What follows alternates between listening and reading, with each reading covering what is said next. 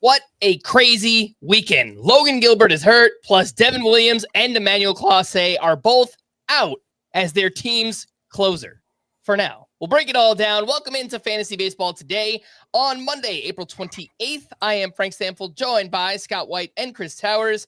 Today on the show, we will talk through those injuries and replacements. Bullpen mayhem right now. We've got waiver ads, starter sit questions, and much more. Let's just start things off, players of the night. We'll get through that, and then obviously we'll talk about all the big news right after this. Oh my goodness gracious! All right, Chris, you are up. Player of the weekend. I mean, we got to start with the greatest prospect debut in Major League history. I don't know if that's actually true, but boy, Agustin Ramirez is looking absolutely ridiculous. And Frank, I know you put a thing about how to pronounce that correctly, and I think I butchered it already. It's Agustin Ramirez. Agustin Ramirez. Okay. In his first 5 major league games, he has 9 hits, 4 doubles, 3 home runs, only 2 strikeouts. He's attempted 2 steals. He has a 1682 OPS. I mean, you could not have asked for a better debut. He's hitting the ball consistently hard. He is making a ton of contact when he swings. It's only 5 games, but I don't know how you could say anything except Agustin Ramirez is a must-roster catcher right now. I mean, like, even in a one-catcher league, you look at the lower end of the top 12 of the catcher rankings, and, like, there are guys I would rather have than him, so I'm not saying you need to drop who's a good name. Realmuto. Yeah, I'm not saying you need to drop JT Realmuto than Ramirez, but I think you probably need to find a way to make room for both of them. Or, I mean, look, you can decide that it's not worth your fab budget and let someone else do it if he's available. I think he's still like only 50% rostered or something. But I think if you have any questions about your catcher, you probably just need to add him. I mean, it's rare to find genuine upside like this at catcher. And I have no idea. Obviously, I can't predict the future. I don't know what tomorrow or next week or the rest of the season certainly holds for Agustin Ramirez. But I know he obviously has the pedigree. He obviously has the skill set. He obviously doesn't seem intimidated going up against major league pitchers because he has just he's murdering the ball. He's straight up murdering the ball right now. The kinds of exit velocities he's delivering, and he struck out exactly twice in 5 games, and he's attempted 2 steals on top of it all. So like he does. There's a chance for him to do something that basically no catcher does, with the steals on top of all the hitting. So I'm very excited. I have him in all 3 of my 15-team roto leagues, which are 2 catcher leagues. One put down some pretty big bids for him as somebody who doesn't like investing in catcher on draft day in those 2 catcher leagues. And I'm very, very happy to have secured him in those leagues. What's the range that you were paying to get him, Scott? Between a 1/5 and a 1/4 of my full season budget. I would say I think I got him for less than that in one of those leagues, more like 15% of the budget, or 18%, something like that. That basically that range. And obviously, like if you play in that kind of league, it's not something you're going to have to worry about because that's already past your fab run. But it does go to show, like I was barely winning him.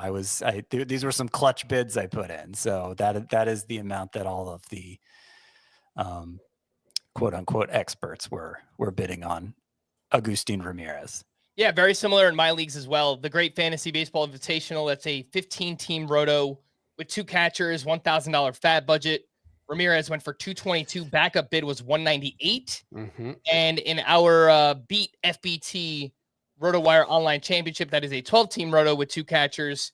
He went for 175. The backup was 111. So, yeah, right in that, 18 to 22% fab range for Agustin Ramirez. I did want to just quickly ask about which players we would drop for him. I feel like we've done this before, but he's done a lot more since the last time we talked about him. Would you guys be okay dropping Keibert Ruiz for Ramirez? Yes. Yeah. What about Gabriel Moreno? Yes. Yeah. Austin Wells? Yeah. Yes. Sean Murphy? Murphy has plenty of upside on his own, so I don't want to say yes to that one. But if that's the guy you have to drop and this is your only chance to add Agustin Ramirez, yeah, I think that's fine. I agree. I think if push comes to shove, you have to do that too. Logan O'Hoppe? Yeah. Honest? Yes. And we mentioned JT Realmuto. Would you actually do it? Just one catcher league, no one else to drop on your bench. Would you drop him for Ramirez? It wouldn't hurt my feelings if somebody did. Yeah. The league where I have JT Realmuto, it's a very shallow league, 10 teams, one catcher, and I couldn't bring myself to do it. They are both probably better in roto than points. So that's the tough thing is like, it's easier to say with like Keibert Ruiz because there's so little upside that, yeah, go ahead and go get Agustin Ramirez. But Realmuto might still have plenty of upside of his own, especially in a roto league. So I struggle with that one. I tend to agree with Scott that I wouldn't, but I also understand that I play a little more conservative with my drops than most people. All right, Scott, let's go over to you for your player of the weekend. Jorge Polanco, who I don't know why he's been so overlooked all season long among the early season standouts. I mean, he's been right there all along. I know there were a few days missed here and there with injuries, so maybe that kind of contained the enthusiasm. But like the guy has just been killing it all season. This weekend, the 3-day weekend, he went 6 for 12 with 3 home runs and 2 doubles. On Sunday, he had 4 hard hit balls, so 95 miles per hour or higher. So like the quality of the contact is there for Jorge Polanco. On the season now, he's batting .377 with a .739 slug, which are ridiculously high numbers that obviously can't be sustained. But I will point out his expected batting average is .355, 100th percentile. His expected slug is .629. Now, those aren't any more sustainable than the surface level stats for Jorge Polanco, but they do show that like he's earned it. He's earned the production that he's delivered so far. And this is a guy with a pretty good track record. Now, last year was horrible for him. It was, I think, his worst year ever, or at least since very early in his career before it was anything for fantasy. Yeah, 2020 was just as bad, but yeah, that doesn't really count. 55 games, yeah. So, last year he was playing through a patellar tendon injury, left knee injury. He missed time with a couple other leg injuries as well. I think one of them was a hamstring. Yeah. And I think we're getting a visit from Robo Scott. No? Do I sound good still? Yeah, that I jumped in there to try to help cover. Chris helped you out. He helped cover it up, and then I think you're good to go.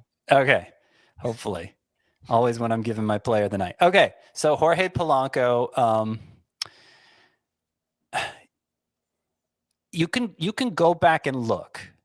You can find articles from Minnesota newspapers dating back to 2022, him dealing with this patellar tendon injury in his knee. So basically 3 years of contending with it. And you then look at his stat line year to year. That's basically when the drop-off happened. The year before that 3-year period for Jorge Polanco, he was the 33 homer season. And then 2 years before that, 2019, he hit .295 with 22 homers and 841 OPS. So this is a guy with a track record of being a fantasy standout at a weak position. And he's dual eligible now, second and third base, since third base is what he's been playing for the Mariners this year. The strikeout rate this year, I think that's like That's where you see most clearly the improvement, 12.9%. During the time he was contending with the patellar tendon injury, the strikeout rate kept going up and up and up to the point it was 29% last year. But early in his career, he was a guy who struck out less than 20% of the time.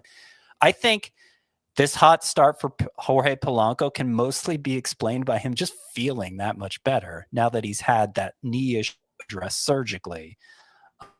And if so, he might be back to that guy we saw in 2019 and 2021, that 800, 850 OPS guy at those two positions. There's some evidence that guys perform better in their second year in Seattle as well.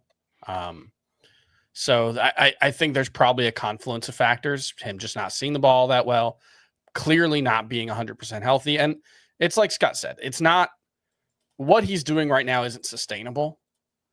It's also not a fluke, right? Like this isn't a guy coming out of nowhere and being productive. This isn't a Kyron Paris situation. It's also not a situation where he's just getting lucky. He's earning what he's doing, in addition to having a track record that suggests that being a must-start player was well within the realm of possibility for Jorge Polanco. So I do think, Scott said it's basically been from the start of the season. He's played in 20 games. He's finished 13 of them with an OPS north of 1,000. Like that's pretty good, even though granting that is not sustainable. He also has not had an OPS below 900 at any point so far this season. Jorge Polanco, 58% rostered on CBS. I would imagine rostered in most leagues with a middle and a corner infield spot. In some of those shallower formats, head-to-head points leagues, you only start 1 second, 1 third baseman. Would you guys drop a Kyron Paris to pick up Jorge Polanco? Oh, easy. Yeah, we're done with the Kyron Paris thing. Yeah, I mean, they have the same roster rate, so it might be a question for some people out there. I think it's more like the Andres Jimenez, Bryson Stott, Luis Rengifo, who have all been varying levels of productive in their own right. I think I'd probably drop any of those three. Stott being the least likely just because he's been good so far this season. And he's leading off, so I kind of... If it's not a situation where you need stolen bases specifically, then I think it's pretty easy. I think Polanco has more upside, just overall upside, than those three. What about just a points league in in a vacuum? Points league that are mostly measuring overall upside. What about Bryce Terang in a points league? No, because he's been really good. Yeah. And I see evidence of actual skills improvement there, Bryce Terang. What about Jackson Holiday? In a shallow enough league, yeah, I would do it. Yeah, in a shallow enough league where Holiday is just holding you back, and there's a good chance you'll have another shot at him if he picks it up again. Brandon Lau was the next one. That's a good one. He is. Last I checked, he was the biggest underperformer by xWOBA in the entire league. Brandon Lau. So that one's tougher. But don't you just kind of want him to do what Polanco's doing right now, right? I mean, it's to a certain extent. It's very different shape production, but yeah, no, that's a good point. So in a shallower format, I think I'd be all right on that one. Scott, do you think you're blessing dropping Brandon Lau for Polanco? Yes. All right. Before we hit our first break, gonna skip my player of the night. It's Joe Ryan. We'll talk about him at some point. He was amazing this weekend. It's the best that he's looked all season. But I do want to get to some of those other news items sooner in the podcast. Just a heads up that moving forward, we will only have 4 FBT Express episodes per week: Sunday night, Monday night, Wednesday night, and Thursday night. So those will be in the podcast feed Monday, Tuesday, Thursday, and Friday. Again, that's Fantasy Baseball Today Express. And big thanks to those watching us live. Make sure to hit the like button and subscribe to the channel if you haven't already. Let's take a break, and we'll be back right after this.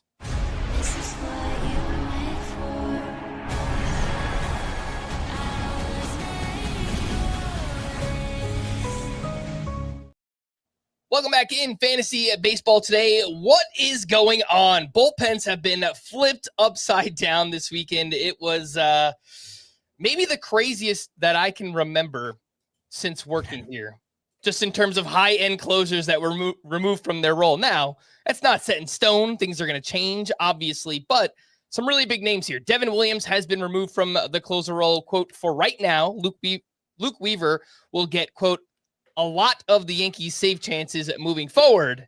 And you know what that means. Luke Weaver. Shout out to Adam Mazer. Shout out to Chris for actually getting that sound. Once I saw the news, I had to text Adam and just ask him to do it for the people. The line is, I believe you can get me through the ninth, which, of course, it has never been more applicable than right now. Because obviously Luke Weaver was a starter in the days when Adam Azer was regularly singing that on this podcast. I believe the Yankees use that song at games when he comes in, right? Yeah, that's what he walks out to. Yep. Yeah. They have to have stolen it from us. There's no other way. Yeah. Devin Williams, by the way, why did this happen? He got the ninth inning again on Friday with a 1-run lead, and he was charged with 3 earned runs on a hit by pitch and 2 hits. He did not record an out. Luke Weaver is 60% rostered. Obviously, you have to hold on to Devin Williams, but what do you guys think about Luke Weaver in the interim right now?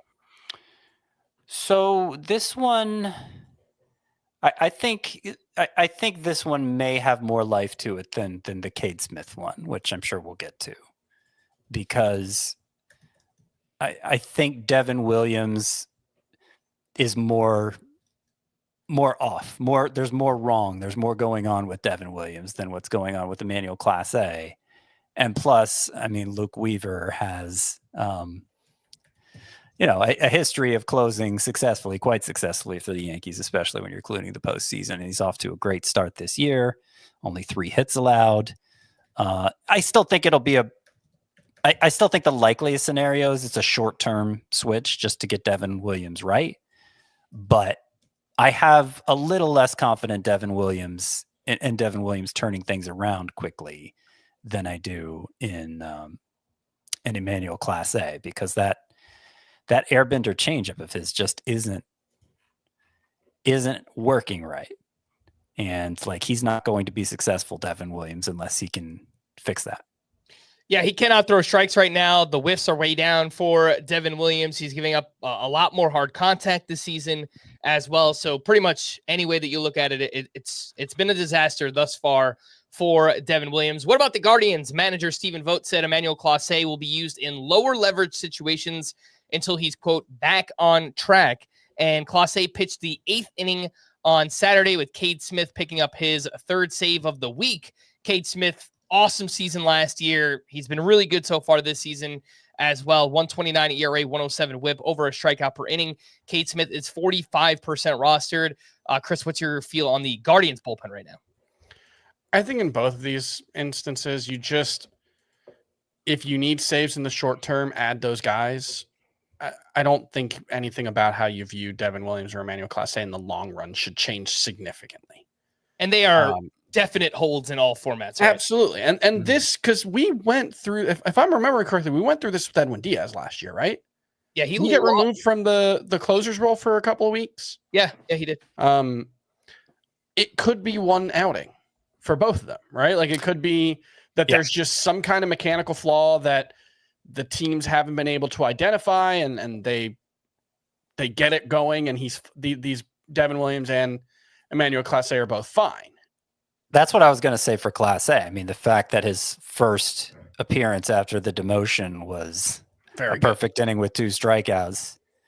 So apparently the problem with Clase is that he's blending his cutter, which is his primary pitch, and his slider too much. Normally, I think he locates them at different parts to kind of change the eye level of the hitter, but he's kind of locating them all in the same spot, and so it's making it easier for the hit. That sounds highly correctable to me. Mm-hmm. And if you look at the heat maps on Baseball Savant for each pitch, it's clear what cutter is usually inside on a righty. Slider's usually outside on the right. I think is the best way to describe it, right? Right now it's both outside to righties, and honestly, mostly both middle, which is how you get terrible results. Mm-hmm. So. Yeah. So it wouldn't surprise me if Clase came out for the very next opportunity, to be honest. Let's take a look at the Tigers bullpen right now. Will Vest recorded the final 4 outs for his third save in game 1 of their doubleheader on Saturday. Tommy Kahnle was available because he pitched in game 2 of that doubleheader. He got the 9th inning with a 4-run lead. What's crazy is both of these guys have been really good this season. It's not like Tommy Kahnle has done anything to lose the job or anything, but they clearly have some confidence in Will Vest right now, who is 18% rostered. Yeah. What do you guys think about the Tigers bullpen? Do you think it's just, this is a harebrained idea, but let me know if you think this makes sense. Tommy Kahnle's such a weird pitcher. Like, has he thrown anything but a changeup this year? If he has, it's like, what, 12 times? He just spams changeups. And I wonder if they just lost their nerve a little bit to stick with such a weird pitcher as their highest leverage pitcher. Am I overthinking it? Is that? I mean, there may be something to that. I don't know, but like I just read it as like Will Vest has been that impressive that even though Tommy Kahnle hasn't done anything to lose the job, AJ Hinch is recognizing, okay, this guy is the one. This guy is the one who we need closing out games, because the trend is very clearly toward Will Vest at this point. Each of his last 4 appearances has come in the 9th to close out a game, 3 times for the save. Well, I guess it's now 5 because I don't think this is updated with Sunday. But last 5 appearances, 4 times for the save. And like the track record's not that impressive for Will Vest. He's been a fine middle reliever, but his slider is much harder, much straighter. It's a different pitch basically, and its whiff rate is off the charts. His swinging strike rate this year is 18%. So of course it's a small sample. It's always a small sample with when you're dealing with a reliever. But because of that, I think you kind of have to throw prudence out the window when you're assessing relievers and just work with what you're seeing right now, which is totally antithetical to most baseball analysis, but it moves quick. Like, relievers can lose their job one day, it can happen to even the very best ones, as we've seen this year. And so Vest is dominating right now, and he's getting the looks in the 9th. And if you need saves, I think, to me, he's the highest priority of the ones we've mentioned so far. I think there's another higher priority one, and there might be 2. So we can get to those. But I do want to say maybe there's like a clause in his contract that they're worried will vest. Oh, gosh. All right, well, we got to talk about the Pirates. David Bednar picked up the save Friday with Dennis Santana pitching the 8th inning. That did not take long. David Bednar, 36% rostered. And then I'll just mention the Brewers bullpen as well. I think Trevor McGill is just on high alert right now because he gave up a walk-off home run on Saturday night. He's got a 4.91 ERA, a 1.36 whip. Abner Uribe is pitching really well. Obviously, Craig Yoho has put up ridiculous numbers in the minors, so perhaps he can work his way up the leverage ladder as well. But what do you guys think about, I guess, Bednar versus Will Vest? Who would you rather have? And are you speculating on anybody in the Brewers bullpen right now? I'd rather have Bednar than Vest. I'd rather have Vest than Bednar. A big reason why is because I think the Tigers are better. But also, if this new and improved Vest is legit, he's better than any version of Bednar, and most of the versions of Bednar we've seen recently have been really bad. So I just have like, Bednar could be fine, but I think the upside is significantly less. And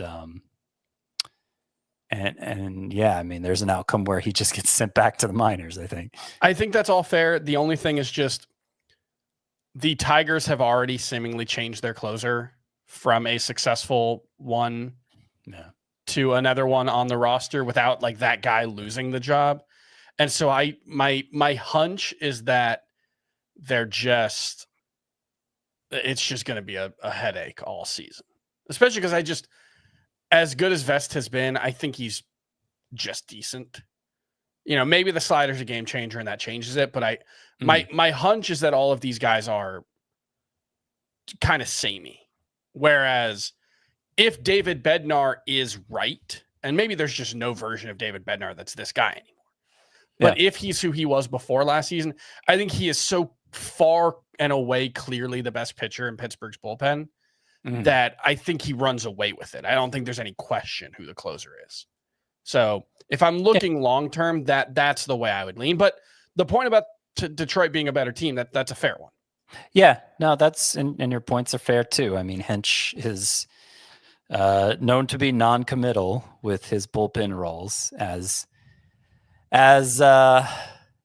who was the guy last year? I can't even remember his name. He's so far off the radar now. Jason Foley.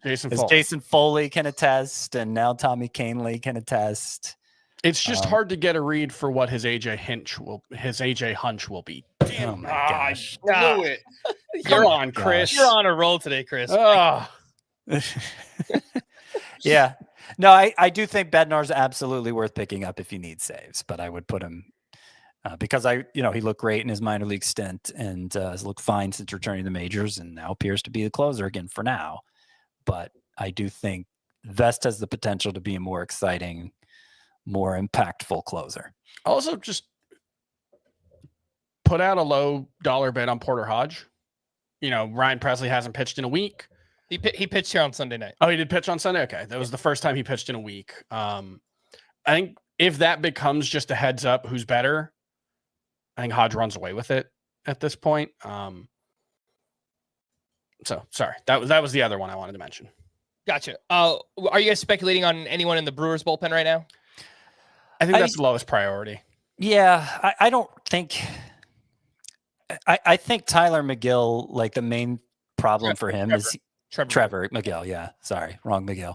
Trevor McGill. The main problem for him is just the opportunities have been so lacking, and so then when he does get in a high leverage spot and allows a run or whatever, it kind of amplifies it. So I think he's far away from actually losing the job. But I do have Craig Yoho stashed in a couple leagues, hopeful that by the time Trevor McGill loses the job, if it happens, it may not happen, that Yoho will have established himself as the obvious alternative.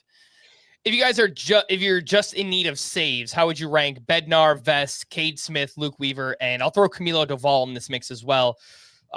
Ryan Walker pitched the 9th inning on Friday, I believe. He wound up with the win. Doval pitched the 9th inning, I think, here on Sunday with the game tied. So I still think it's Ryan Walker's job, but it's really looks like there's nobody. It's nobody's job right now. Well, sort of the problem with Ryan Walker is what I would say, even more so than what I was saying for Trevor McGill, where like they keep using him because, okay, it's time for him to be used again, and it's not quite a save situation. And then he's not available when they do have a safe situation come up because they used him in the non-safe situations. But he's mostly pitched well. I mean, I think I said on the last time we talked about him, like he could go out Friday and strike out 2 in a perfect inning and put this whole thing to rest. And he went out Friday and struck out 2 in a perfect inning and then struck out 2 on Saturday as well, which made him unavailable for Sunday. So, I think it's Walker. Doval would be at the bottom of the list for me. I think of the names you mentioned. You didn't mention anybody from the Brewers bullpen, right? No, Bednar, Vest, Cade Smith, Weaver, and Doval. I'm most interested in Vest. Interesting. And then I think I'd go Weaver and Smith and then Bednar. Part of this is I think there's a lot of built-in skepticism for Bednar. So like you don't have to go as hard for him. Yeah, that's a good point. Yeah. So that's how I do it. Vest, Weaver, Smith, Cade Smith, which sounds a lot like Kate Sith. I don't know if you guys noticed that. Any Final Fantasy fans out there? Cade Smith, and then Bednar, and then Camilo Doval. All right, a rough weekend for pitcher injuries. The Mariners placed Logan Gilbert on the IL Saturday due to a right elbow flexor strain, and this is a grade 1 strain. He will not throw for 2 weeks before being reevaluated. So I guess that's the good news part of all this is that it could have been a lot worse for Logan Gilbert. But this is another reminder that no pitcher is safe because, at least in my eyes, Gilbert was maybe the safest pitcher entering the safest pitcher. I mean, Kirby and Gilbert both. Yeah. I think had like no track record of injuries since becoming professionals. I don't think either of them had missed a start with an injury, and now they both get hurt within the first month of the season. That's baseball, Susan, when they're throwing 100 miles an hour, 97 like those guys are. It's an inherently difficult and dangerous thing to do. Yep.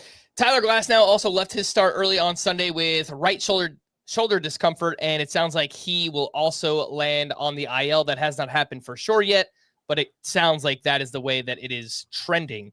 If we're just looking at within the Mariners organization, who replaces Logan Gilbert, they promoted one of their pitching prospects, Logan Evans, to start on Sunday against the Marlins. 5 innings, 2 runs, 3 strikeouts here, and he's 23 years old. Okay numbers the past couple of years.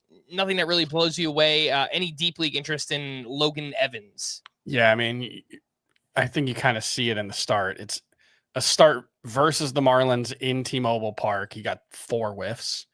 You're not going to have many better situations for Logan. I'm not saying he can't be good. It's one start, but his minor league track record is also just I know there was a lot of prospect towns were really hyping him up at one point last year, and I didn't totally get it. And I still don't totally get it. He seems like one of those kitchen sink type pitchers. He's going to depend on a high ground ball rate and a low walk rate, I think, if he's going to have success, which he has. There's some evidence, there's some history for Logan Evans of doing both of those things, but it's a narrow path to success. If we are looking for other replacements for Logan Gilbert and Tyler Glasnow, Scott's sleeper pitchers for this upcoming week: Reese Olson, Griffin Canning, Justin Verlander, Jose Soriano, Hayden Wesneski, Andrew Heaney, JP Sears, Tobias Myers, Matthew Boyd, and Chad Patrick. Justin Verlander tough list. What's up? It's a tough list. It's not. Like, Thanks. It's not. It's not the list. I know. It's not the list makers part. Sincere thanks, because that you are commiserating with me the difficulty of making this list. We had a bunch of really interesting. I think the most interesting pitchers on waiver right now. I wrote the waiver wire piece on Sunday. You can check it on CBSSports.com. I think by far the most interesting names that are widely available are all like stashes. Like Ryan Weathers made his first rehab start today. He hit 99 in it. He looked really good. I would much rather have him long-term than any of these guys. But obviously, if you need an immediate replacement, Reese Olson's coming off his best start of the season. Griffin Canning's a 2-start guy. I think Verlander has 2 starts or 1 start. Just 1, but it's against Colorado and San Francisco. And you mentioned he's 3rd on the list, Frank. I moved him up about 4 spots with his start against the Rangers over the weekend. So we can get into that real quick. 2 earned runs in 6 innings, 5 strikeouts, no walks. 13 swinging strikes on 89 pitches for Justin Verlander. And this was 2 starts in a row where he was getting a lot of whiffs. And in fact, Justin Verlander's swinging strike rate on the year is now 12.9%, which is his highest since 2019, which was really, I know he won a Cy Young. What year was that? 2021? Coming back from Tommy John surgery. 22. But 2019 was really his last year as the Justin Verlander who's going to the Hall of Fame, because he was, 300 strikeout guy kind of. And I'm not saying he's going to do that. I'm just saying he's missing bats the best he has since 2019, and particularly with the incredible matchup he has coming up this week. I'm willing to take a second look at Justin Verlander.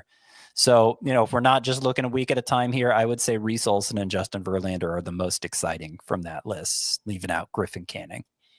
Other names that pitched well this weekend: Clark Schmidt, and I'll read off the matchups as well. Clark Schmidt is home against the Rays this week. Jameson Taillon is at the Brewers. Luis Severino is at the Rangers, and Michael Wacha at the Orioles. So no matchups that really stand out. I mean, Severino at the Rangers could maybe work out. But any, I guess, longer-term interest in these names: Clark Schmidt, Jameson Taillon, Luis Severino, and Michael Wacha. Taillon has managed this really tough schedule pretty well, better than I expected. I don't believe there's much there. Same with Severino. Schmidt is probably the most interesting, but I'm not particularly interested in him either. Clark Schmidt's sweeper, by the way, was completely different here on Sunday. 7 more inches of vertical break, 6 more inches of horizontal break, and it was really good for him. It had 5 of his 14 whiffs, so it did look pretty good in that start. A couple other names here. Brian Bayo turned in a quality start. He's home against the Twins this week. Jose Quintana home against the Cubs. Quintana has pitched well, but that matchup is just brutal. Matthew Liberatore is at the Reds, and Jake Irvin, who continues to pitch well. I don't really buy it, but I mean, this is 3 quality starts in a row. He is at the Phillies. Any interest in Irvin, Liberatore, Jose Quintana, or Brian Bayo? Probably Liberatore is the most interesting because he is the least established, and so he kind of has that mystery box effect going. Though I don't really see, other than the top line results, I don't really see much different for Liberatore from a year ago. He's throwing the slider a lot more, right? It's also I don't know. I'd have to check, but I know the swinging strike rate is about the same, and a lot of the batted ball profile is about the same. And he's just throwing a lot of strikes. He only has 2 walks in 30 innings. Better control, sure, which can make a big difference if it's a sustainable thing. We saw Max Meyer. He finally had a bad start because control went south on him. Everything else looked fine. But yeah, I mean, control can make a big difference, and maybe that's making the difference for Liberatore. But I don't have a lot of reason to believe it's the new normal for him, is the thing. So particularly since he's RP eligible, I think there's some immediate interest in Liberatore, and he of this group has the best chance of turning into somebody you hold on to, though I'm not saying that chance is especially high. I'm dropping, well, we'll see what happens, but I put in a bid to drop Jose Quintana for Griffin Canning in a points league. Just swapping the guy who had the 2-start week for the guy who has the 2-start week, which I think tells you how I feel about Jose Quintana and what he's done and how likely that is to continue, especially this week against the Cubs. Having said that, he will definitely go out and have 7 one-run innings with 3 strikeouts. One deep league name, Colin Ray, has actually pitched pretty well in Justin Steele's absence. He threw 5 shutout innings with 7 strikeouts against the Phillies this weekend, and he has changed the pitch mix this season. He's throwing his 4-seam fastball more. The velocity is up a little bit on that pitch, and overall the numbers have looked good. I mean, I don't think he's a great pitcher by any means, but again, this is a deep league name, 15 teams or deeper. Colin Ray at the Pirates this week, so it is a good matchup. I just want to add, I don't think Colin Ray is good. I don't really care that he's throwing harder as a change of pitch, but that doesn't matter. It's like rearranging the deck chairs on, I don't know, not the Titanic, but like a mediocre ship that I don't really care about. The Britannia, I don't know. At Pirates, home versus San Francisco versus Miami, and then either versus Chicago White Sox or at Miami for his next 4 starts. I'm interested in Colin Ray because of those things. Yeah. It's a really good upcoming schedule, and I think he could get through it with a 3.6 ERA or something. And pitches on a great team, too. The Cubs look like one of the better teams in baseball, so run support should be there for him as well. One name to drop, Jeffrey Springs, right? We can... Yeah, are we done with this? He's still 55% rostered. Get out of here, Jeff. Yeah, that's fine. I mean, it doesn't have to be forever, but other than that, that first start, he looks so good. Yeah. But apart from that, even counting spring training, it's been awful. All right, let's take our final break. When we return, we'll go through the rest of the news and then recap the rest of this weekend's action right after this quick commercial break. She knows. And I know she knows.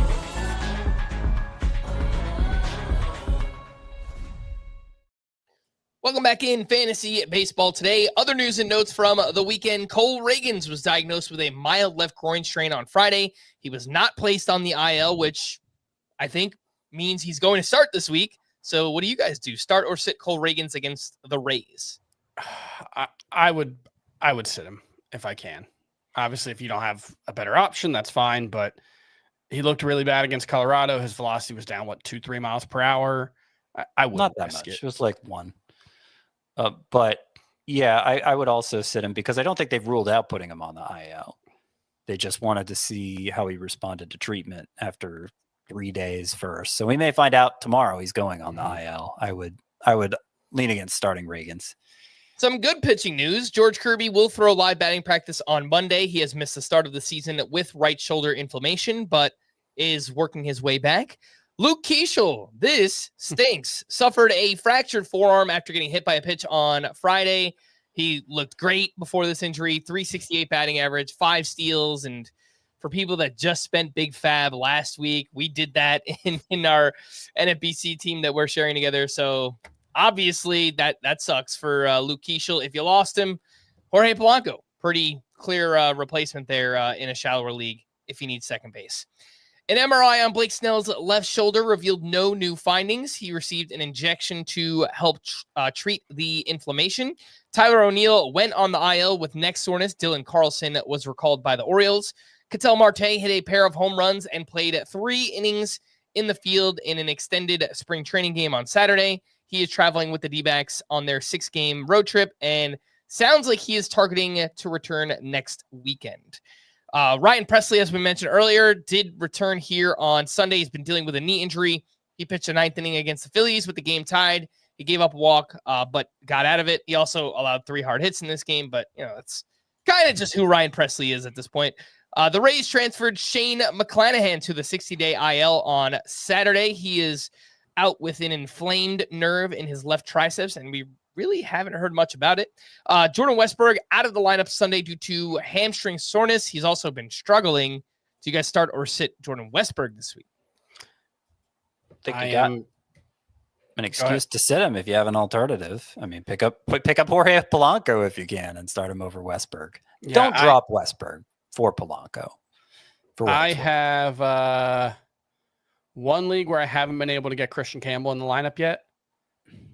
I might finally do it. This might be my chance. So, yeah.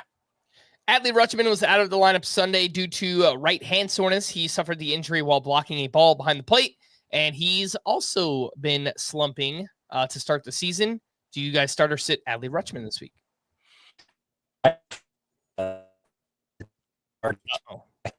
Chris, would you start or sit Adley Rutschman this week? I would lean towards starting him. Scott? I would lean towards sitting him if I could, but it's hard to carry a second catcher in those 1-catcher leagues. If you've been wondering how you can pick up Agustin Ramirez, I guess this is as a replacement for Adley Rutschman for a week. That might be your excuse to do it. Kevin Gausman was ejected after 2 2/3 innings against the Yankees on Sunday. He gave up 6 earned runs and walked 5. He was arguing balls and strikes in that start. Brandon Woodruff tossed 5 scoreless innings Thursday in his latest rehab start at AAA. He is already 86% rostered on CBS, so perhaps we see Woodruff soon with the Brewers. Yuri Perez threw a scoreless inning with 2 strikeouts in his rehab start at High A on Saturday, and it was his first start since undergoing Tommy John surgery. Only 40% rostered on CBS. I'm guessing we probably don't see him until late May, early June, but well, I mean, 30 days. They'd have to make a decision either way.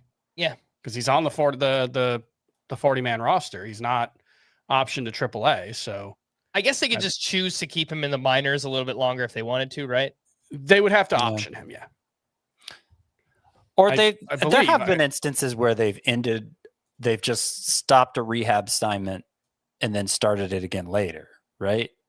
I feel like I remember that happening before, but sure, yeah. Well, you can pull a player off a rehab assignment, yeah. But that generally doesn't happen if they're healthy, I guess would be the way I would put it, yeah.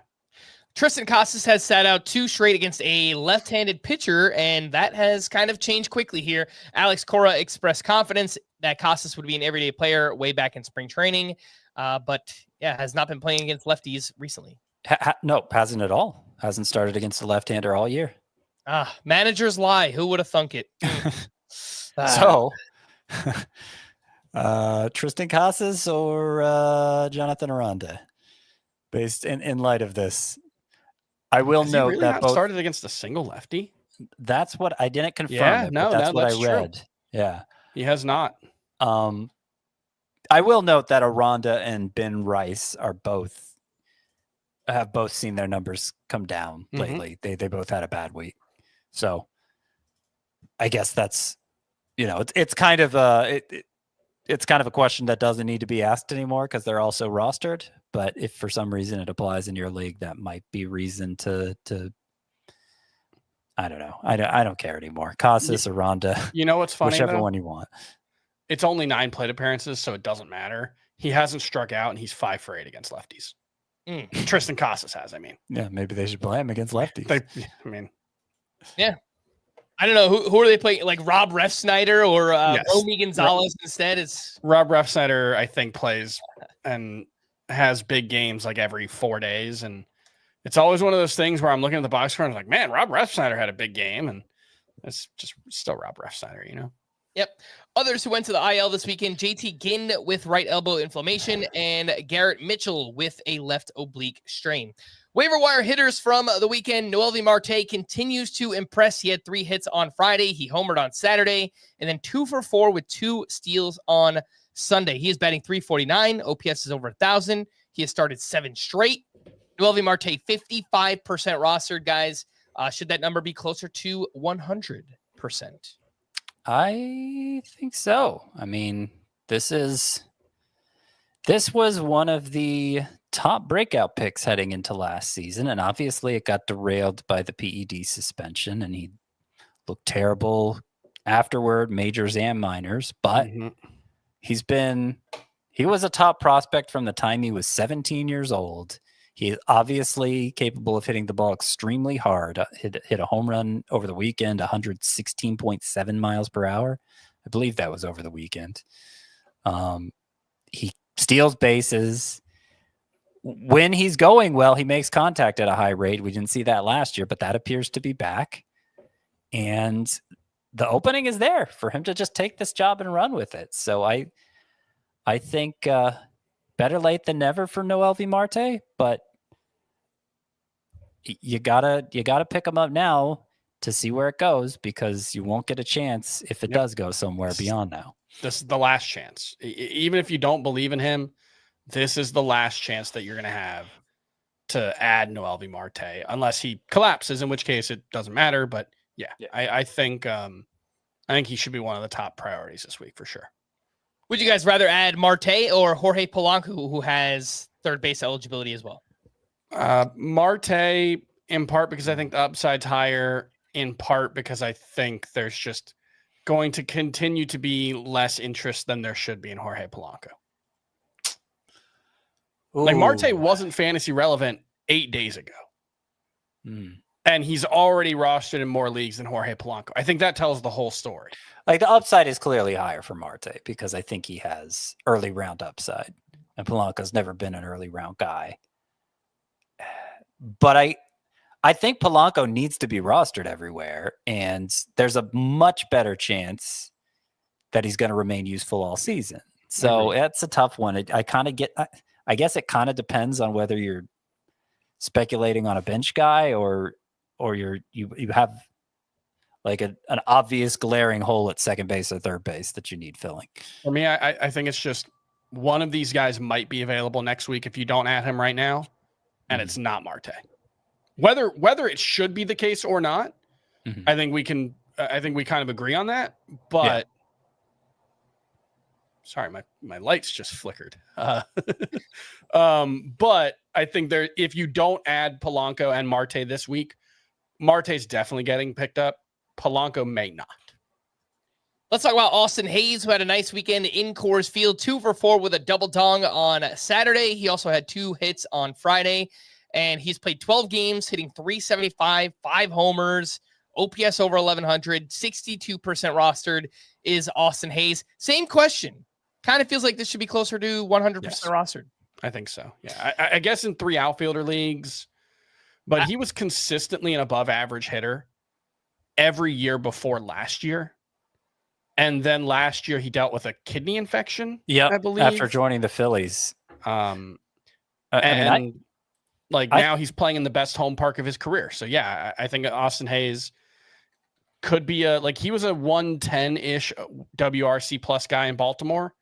If he's that in Cincinnati, my guess is that's probably worth like 50 to 60 points of OPS over what Baltimore would be for a right-handed hitter in the Camden Canyon days. Camden Crater is what I called it, but you can call it the Canyon if you want. The Camden Chasm. Yeah, I think Austin Hayes may have been the player most damaged by the Camden whatever word that starts with C that you want to use. Because the final year before they pushed the left field fences way back, 22 home runs. And this was a guy got huge numbers in the minors, got a lot of attention when he first got called up, seemed like he was making good on it.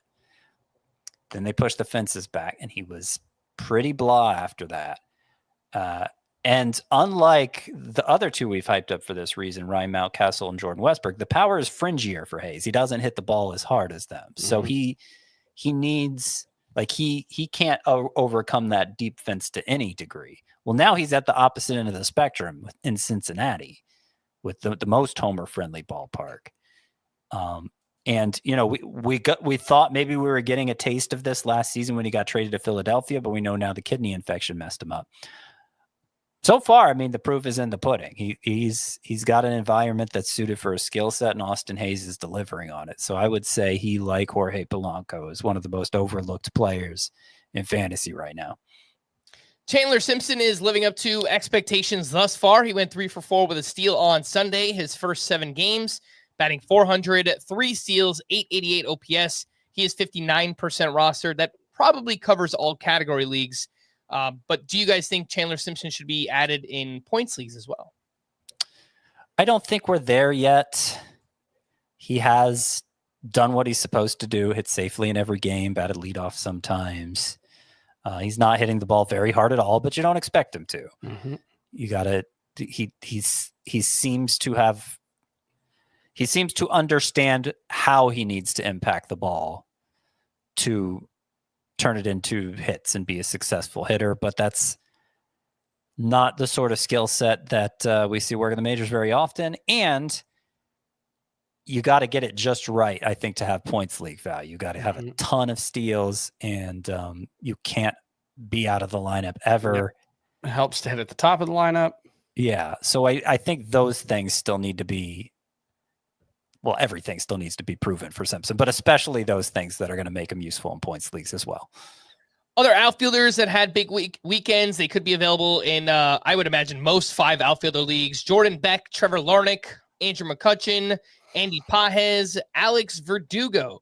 Were you guys looking to add any of those names in 5 outfielder leagues? Honestly, it was a big weekend for hitters. So Alex Verdugo, here's the weekend he had. He went 10 for 12 in 3 games, a home run and 3 doubles, took his batting average from 183 to 277.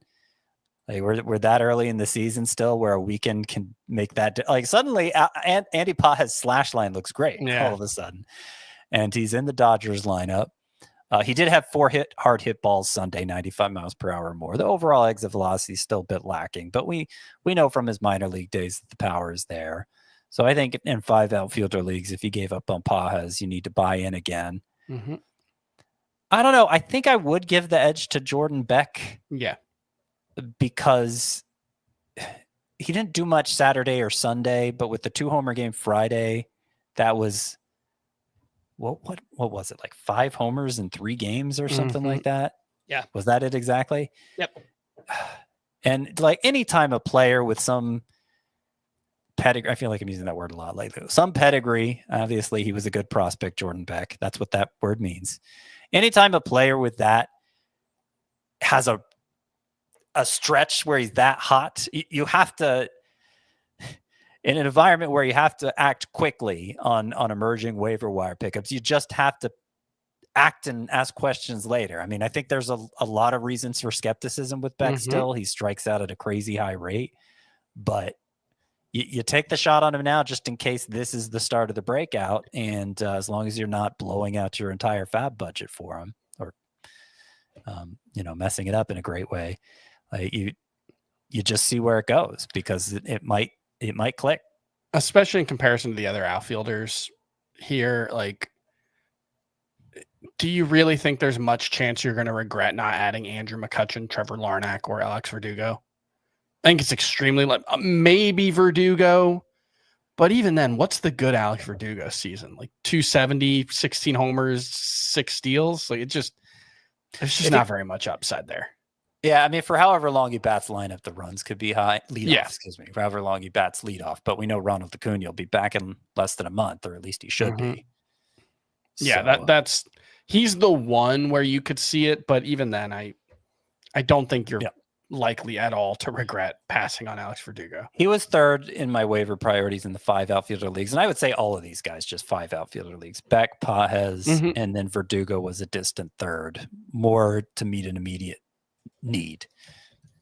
All right, let's bounce around to some other players this weekend. And we had 2 pitchers going opposite directions here. Joe Ryan looked like a man possessed on Sunday. 7 shutout innings, 11 strikeouts, 26 whiffs on 98 pitches, 18 of those on the fastball, 6 on the sweeper.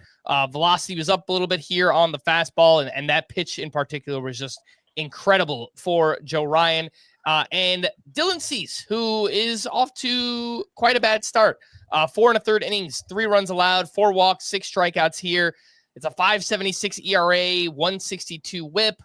All the underlying numbers still look pretty good here for Dylan Cease. But what'd you guys see? Joe Ryan, awesome start. Dylan Cease off to a pretty bad start. I think Cease just doesn't have the feel right now, because like his velocities are kind of all over the place. And I mean, within his individual pitches, his 4-seamer velocity right smack dab where it was last year. He's down 0.3 miles per hour. That's effectively nothing. His slider's up 1.3 miles per hour.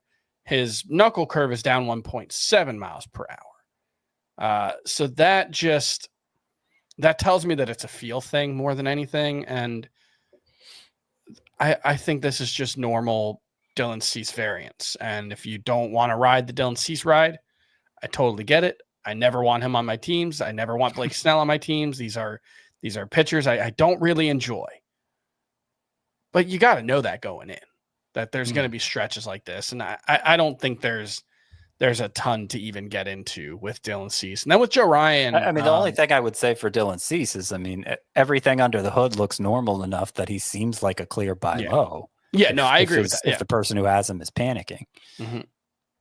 Well, I was arguing against panicking, but if the person is and they are not listening, go try to trade for Dylan Cease. Joe Ryan, 4 awesome starts, and then he's given up, I think, 10 runs in the other 2.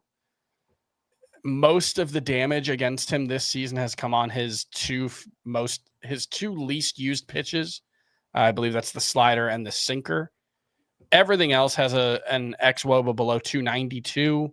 Everything else has whiff rates right around where they're supposed to be. I think Joe Ryan's where he's supposed to be. Yeah, a 3.18 ERA, 0.91 whip, 10.3 K per 9. Obviously, all those numbers got a lot better after this start, but you know, when we just put everything together, looks like that's who Joe Ryan should be. Starters sit these starting pitchers this week, and Pablo Lopez returned from the IL against the Angels. 5 innings, 2 runs, 6 strikeouts. He is 46% started, and he's at the Guardians this week. Are you guys good getting Pablo back out there? Sure. I mean, I'm not totally confident that he's who we've known him to be in recent years. Like I don't know that we're going to get that ace caliber outcome from Lopez, but I don't think I saw any lingering effects of the injury here. All right. What about Robbie Ray, who had his best start of the season up against the Rangers? 7 innings, 2 runs, 8 strikeouts, 23 whiffs on 97 pitches, 69% started on CBS, and home against the Rockies this week. Absolutely starting. Yeah. This was the start we've been waiting all year for.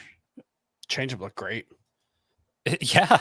That new changeup he learned from Tarek Skubal. He got 5 whiffs on that. He was getting whiffs on everything.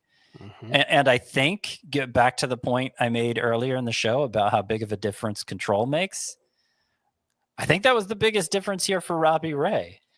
Now he has enough history of control lapses that I don't think we can just assume everything's fine now, but he threw 71% of his pitches for strikes in this start versus 59% previously. 59 is horrible. 71% is amazing. So opposite ends of the spectrum there. And he dominated 23 whiffs on 97 pitches. His swinging strike rate for the season went from 11%, pretty average, to 13%, which is very good. So that's how much one start can change your perspective on a guy this early in the season still. I will also say he's barely thrown his curveball this year, and he threw it 12% of the time in this one, and it was really good. He threw it for strikes. I don't know why he got away from that. That was a really good pitch for him last year. So I'd like to see the expanded arsenal stick with Robbie right here. Roki Sasaki is starting to provide more length. He has gone 5+ innings in 3 straight. He also has not exceeded 4 strikeouts in any start this season. What do you guys do with Roki Sasaki at the Braves this week? I'm closer to dropping him than viewing him as a must-start pitcher. Like, Yeah. he's definitely not a must-start pitcher. I'm also probably not dropping him, so he's not particularly close to either, but I think he's much closer to droppable than someone who needs to be in lineups every week. Yeah, well said. Luis Castillo bounced back with a strong start up against the Marlins. 6 shutout innings with 5 strikeouts. He had 17 whiffs on 90 pitches. 4 starts at home this season, 1.57 ERA. 2 starts on the road, 8.68 ERA.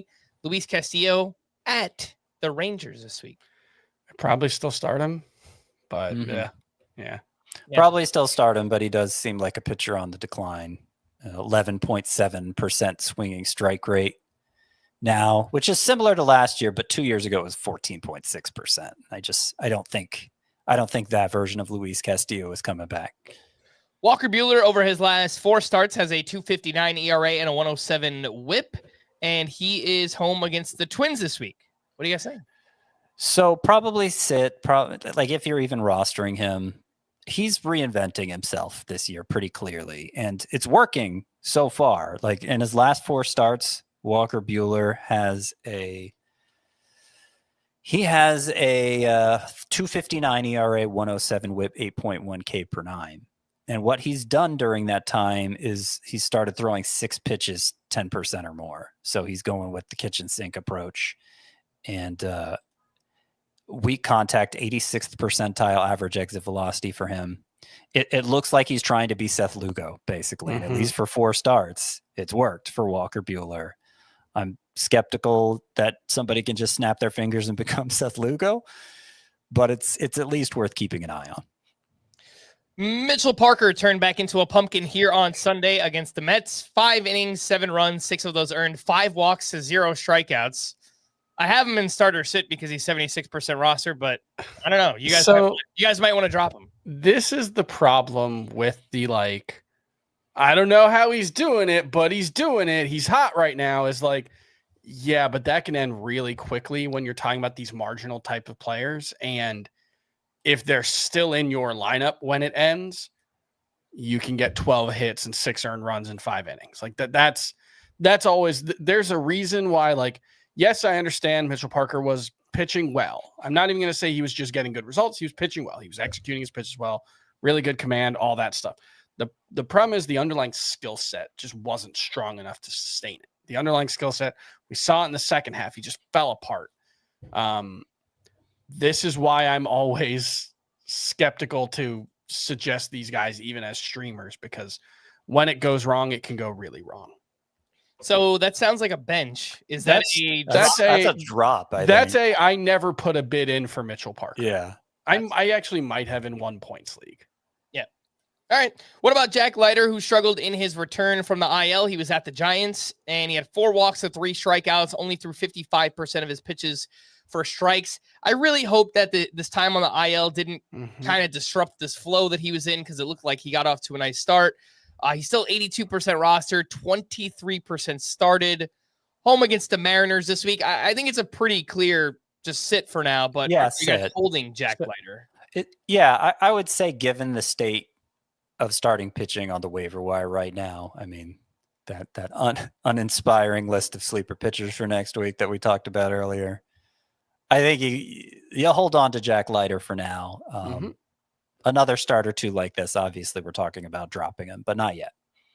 All right, let's get into the rest of the leftovers from the weekend. And continuing on with the pitchers, some standouts. Kodai Senga, Seth Lugo, Shane Baz, and Paul Skeens. All great starts this weekend. Anything that stood out? Anything you want to touch on for those four? Senga, Lugo, Baz, Skeens.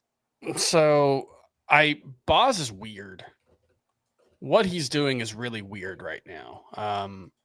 And I don't know if we have a ton of time to dive as deep as I would like to into it. And maybe we save it for another segment where we're a little less busy. I want to do a deep dive article on him as well, because he has an in-zone pitch rate of 55%. So 55% of his pitches are in the strike zone. His contact rate on pitches in the strike zone is 83%. That's higher than the league average. And his chase rate is 24%. So he is throwing the ball in the strike zone a ton. He is not getting swings and misses on pitches inside the strike zone. And he is not generating chases at a high rate. And he has a 32% strikeout rate. Last season, there were 4 pitchers who had an in-zone pitch rate over 52%, an in-zone contact rate over 83%, and a chase rate below 25%. They collectively had a 17% strikeout rate. He's doing a good job of getting a lot of called strikes, and he's doing a good job of generating swinging strikes. He's not elite at either, but it's leading to elite strikeout rates. That's how he's doing it. It feels pretty unsustainable to me, but he's also talented enough that I don't want to just flat out call him a sell high candidate. It's just, I don't think the 32% strikeout rate is sustainable. Maybe it can be 27%. And he's still doing a great job of limiting hard contact, and the whole thing can work. The changeup and curveball look really good. They're getting good results so far. It's just, I'm not buying the elite strikeout rate from Shane Baz. Well, another thing to mention here is that the high strikeout rate is really just he had 2 starts with double-digit strikeouts. The other starts, the strikeouts were whatever. So, I mean, there could just be some small... Yeah, no, that's a good oversampling from just a couple different starts this early in the season. Of course, that might also apply to the negative aspects you're viewing there. Yeah. Samples are small, but I will say Shane Baz, we don't really know who he is yet. It's obviously worth pointing out. I know I said this all year and I got killed for it, and he made me look dumb. I think Seth Lugo is an even more obvious sell high candidate than he was last year. His strikeout rate's down, his walk rate's up. Quality of contact he's allowing is worse than it was, or better than it was last year. I think there's a lot of signs pointing to Seth Lugo not remaining a must-start pitcher. He's going to continue to make me look dumb. I know. I'm aware. You don't have to say it. I know. Continuing on, we got great starts from Nathan Eovaldi, Framber Valdez, Tarek Skubal, and Hunter Brown. Anything to add on those 4? So Framber Valdez has gotten away from throwing the curveball so much. He threw it only, let's see, I think it was like about 25% in this start? I'll find it in a second. But during his successful run at the end of last season, when he was missing a lot more bats, getting a lot more strikeouts, he started throwing that curveball like 35% of the time. Yep. And that's how it started out this year too. But I don't think he was finding the success he wanted to right away. So the curveball was only 26% this time in this start. You see, he just had 5 strikeouts in those 8 innings. He wasn't really a great strikeout pitcher until last year. So like we know with his elite ground ball skills, he doesn't need that to be a high-end fantasy option. I just think the idea that he's going to be that version with the high curveball, high strikeout rate the last couple months, that's just going to apply to this year now. I think that's probably out the window. Doesn't mean it won't be good. It's just you can't translate that small sample success to a full season with Framber Valdez. 3 more pitching standouts. Nick Lodolo had his best start of the season, and it came in Coors Field. Aaron Nola had his best start of the season at the Cubs. And then Max Meyer, turns out he is human at the Mariners. 4 innings, 5 runs, 4 walks. Still had 6 strikeouts in this one. Anything that you guys wanted to mention on Lodolo, Max Meyer, and Aaron Nola? I wonder if we'll see more of what the Mariners did with Max Meyer, which was stack the lineup with lefties. He's a four-seamer slider guy. Primarily, he throws the changeup to lefties only, really. And I wonder if, like, the slider should still be good against lefties, but obviously you'd rather throw it to same-handed pitch hitters. I also don't know if other teams can put as many teams lefties have four-man benches now, and one's a catcher. So I don't think that's an option for most teams. But that was the one thing I noticed from Max Meyer. I'm not particularly worried about this moving forward. And then Nick Lodolo, I straight up do not understand what's going on with Nick Lodolo. I don't understand. Like, I've asked if like any of the Reds beat writers have seen anything, talked to him about his curveball, because he's getting significantly less movement with it. I don't know. I don't think this version of Nick Lodolo can work moving forward. A mediocre strikeout, elite control guy. I just don't buy it, but I don't know. I can't figure out Nick Lodolo at all. Does this make... Oh, I didn't write down how many whiffs he had on the curveball in his last start. Like, you're right. The curveball movement has been unsettling, and the strikeouts weren't there for him early on. But I think the whiffs have picked up on the curveball, even though it doesn't have the old movement profile. It had a 50% whiff rate in this start, 6 on 22 or 20 pitches. So I'm becoming a little more hopeful for Lodolo after his last 3 starts. But I share your concern about the curveball. I mean, that's always been the make or break pitch for him. All right, some hitting leftovers from the weekend. Dylan Cruz has picked things up last 9 games, hitting .382 with 4 home runs and 2 steals. Zach Neto had himself a huge game on Saturday, 3 for 4 with a home run and 3 steals in one game. Luis Robert, not doing much, but he is running, so I guess that's a good thing. He had 3 steals this weekend. He's up to 10 on the season. Rafael Devers had himself a nice weekend. He must have listened to Scotty Doesn't Know on Friday.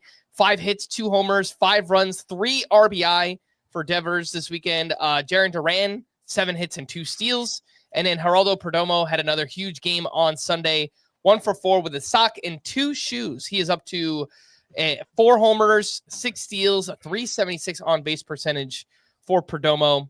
Before this game, he was slowing down quite a bit, but it's been a great start for Perdomo. Anything else that you guys wanted to mention here with these hitters? I mean, if Perdomo is going to run like this, then there may be something here. I guess we've had this conversation before, right? And we talked about maybe he could be Andres Jimenez. Or was that him we were talking about, or was that somebody else? No, that sounds right. Yeah, I mean, he hasn't run like this before in his career, already up to 6 steals. And his only once has he ever gotten to double digits, had 9 last year. So I'm not totally dismissive of Perdomo being useful, but I think there is more regression to come, particularly the home run pace. I don't think he can sustain, or the walk pace. I mean, he's getting on base at kind of a crazy rate so far.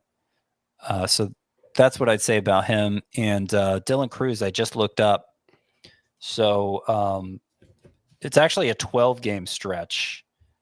He's hit safely in 11 of 12. His strikeout rate during that 11 for 12, 11 hitting safely in 11 of 12, 4 home runs, 3 steals during that time. But most importantly, the strikeout rate is 13%. So even that seems to have corrected itself for Dylan Cruz after those early struggles. During that Scotty Doesn't Know segment for Rafael Devers, we talked about how the strikeouts really had corrected for him too, even though he had a bad week or whatever in terms of production. It's not like the strikeouts were escalating again. So I thought you had reason to be optimistic about him, and I think this weekend showed that for Rafael Devers. I think Rafael Devers is just himself. I have zero concerns about him moving forward. I've actually moved him back ahead of Jazz Chisholm the rest of the way in my rankings. And then Dylan Cruz, I'm buying. He struck out 10 times in his first 4 games. He has 24 strikeouts on the season. Like it was just a bad weekend. And I understand that we didn't have a lot to go on there. And it's not like the production has been unbelievable since then. But as far as the most troubling aspects of his profile, it was literally a bad weekend for Dylan Cruz. I think he's going to be fine. All right, we spoke about all the bullpens earlier. Really, the one of the biggest stories of the weekend. So let's just wrap up with to stream or not to stream on Monday. We have Griffin Canning, who was at the Nationals. Nick Martinez home against the Cardinals. JP Sears at the Rangers. Will Warren and Tomoyuki Sugano are facing each other. Buddy, I want no part of any part of this. I know Tomoyuki Sugano's had two 7-inning starts in a row. Mm-hmm. Yeah. No Nope. No way I'm starting him against the Yankees. The amount of contact he gives up and the amount of loud contact he gives up, this is definitely going to end in 7 one-run innings. So the two pitchers on here who are part of my weekly streamer options are JP Sears at Texas and Griffin Canning at Washington. Oh, I missed Canning. I would start him. I probably had, Canning over Sears, I would say. Yeah. But those are weekly streamer options partly because they're in line for 2 starts. Obviously, that doesn't matter on a daily streamer segment. But I still think they're probably the best 2 here. Canning and Sears, just rather not have to do that. Well, Tuesday is not great either. The 2 names that are probably best here, Reese Olson at the Astros and Eduardo Rodriguez at the Mets. But even that, it's kind of shaky. I don't love the matchups, yeah. I mean, Olson, Houston hasn't been great this season. I like what he's doing, but I don't love that as a streamer. I think it's okay. You can go Ryan Gusto against the I'd rather have Reese Olson. Olson is the best streamer for either Monday or Tuesday, I would say, at Houston, even though it's still not ideal. I might go Canning over him. I might. Okay. All right. We are going to wrap there for Scott and Chris. I am Frank. Thanks as always for tuning in to Fantasy Baseball today. Please make sure to follow and leave a 5-star rating on Apple or Spotify. And we will be back again tomorrow. Bye-bye.